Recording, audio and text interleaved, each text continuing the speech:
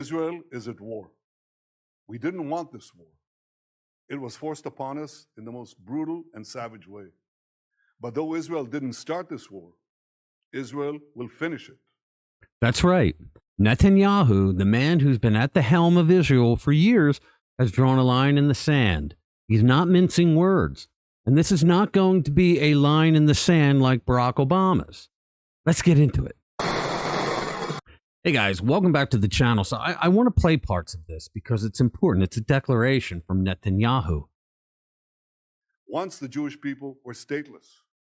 Once the Jewish people were defenseless. No longer. Hamas will understand that by attacking us, they've made a mistake of historic proportions. A mistake, he calls it, of historic proportions. Let's be real. When a country's leader uses that term, you know someone's in for a serious history lesson, right? They're horrific scenes. I mean, the streets are up in flames, innocents, their lives ripped apart. We will exact a price that will be remembered by them and Israel's other enemies for decades to come.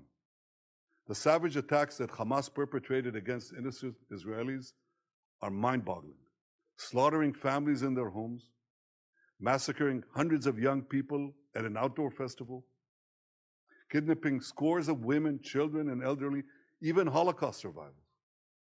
Hamas terrorists bound, burned, and executed children. They are savages. Savages indeed. Hamas is ISIS. And just as the forces of civilizations united to defeat ISIS, the forces of civilization must support Israel in defeating Hamas. Right. I want to thank President Biden for his unequivocal support. I guess that means that old Joe will back up his lid until noon, you think? So it's not just Israelis, it's Americans too. It's been reported that 11 Americans were among those that were killed.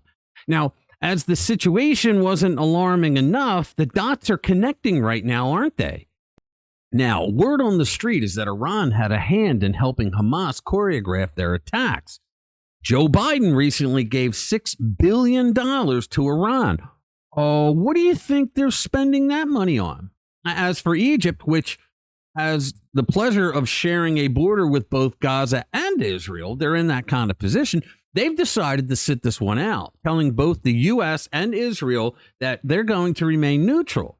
Well, neutrality has quite a ring to it in a time of crisis, doesn't it? And then we have Rashida Tlaib, the Democrat congresswoman from Michigan, posting this. Are you ready for this? I grieve the Palestinian and Israeli lives lost yesterday, today, and every day. I am determined as ever to fight for a just future where everyone can live in peace without fear and with true freedom, equal rights, and human dignity. The path to that future must include lifting the blockade, ending the occupation, and dismantling the apartheid system that creates the suffocating, dehumanizing conditions that can lead to resistance. So what is it?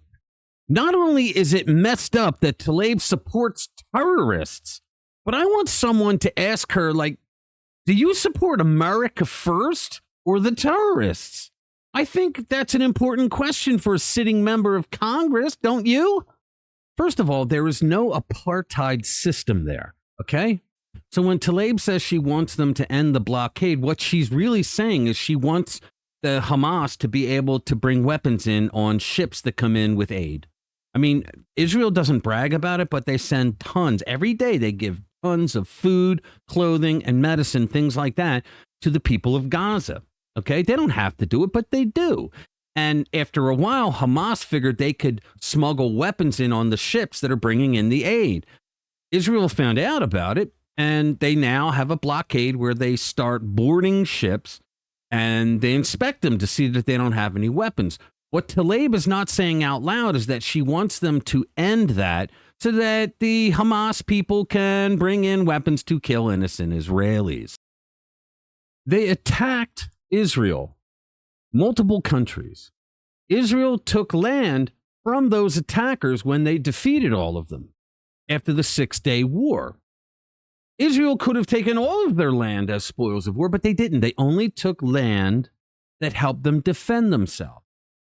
Israel since then gave land back to Egypt that they took as spoils of war, and that land had oil on it. And they said to them, land for peace. And Egypt has kept the peace. But if you think it's because of that deal, you better think again. The reason why Egypt has not attacked Israel for a third time in history is because Israel finally told them, look, if you attack us one more time unprovoked, we're going to blow up your dams. And you know what? The Egyptian government believed them. Now, they gave back Gaza as well. Hamas signed a deal saying land for peace. Now, that's another thing. The supposed Palestinian people elected a terrorist group to represent them.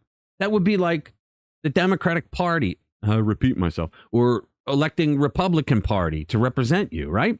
They elected Hamas, a terror group. And that terror group just broke that deal. Land for peace. Guess what? Now they lose the land, don't they? But rest assured that our piece of shit misinformation fake news media will report that Israel is wrong on everything. In fighting Hamas, Israel is not only fighting for its own people, it is fighting for every country that stands against barbarism. A war against barbarism. Now, we've heard this one before, but this is one that, according to Netanyahu, will not just affect Israel, but the entire civilized world peering at the finish line. That's the state of the world right now. I'm not a guy who wants to go to war, but I also recognize that when war comes to you, you can't just sit down and do nothing. Let's hope that the civilized world actually stands up soon. All right. So subscribe to our channel if you haven't already. Share these videos with like-minded friends. That's how we get the word out. Stay informed, stay vigilant. Always remember to read between the lines and those damn lies. Thanks for watching this video. I'll see you in the next one.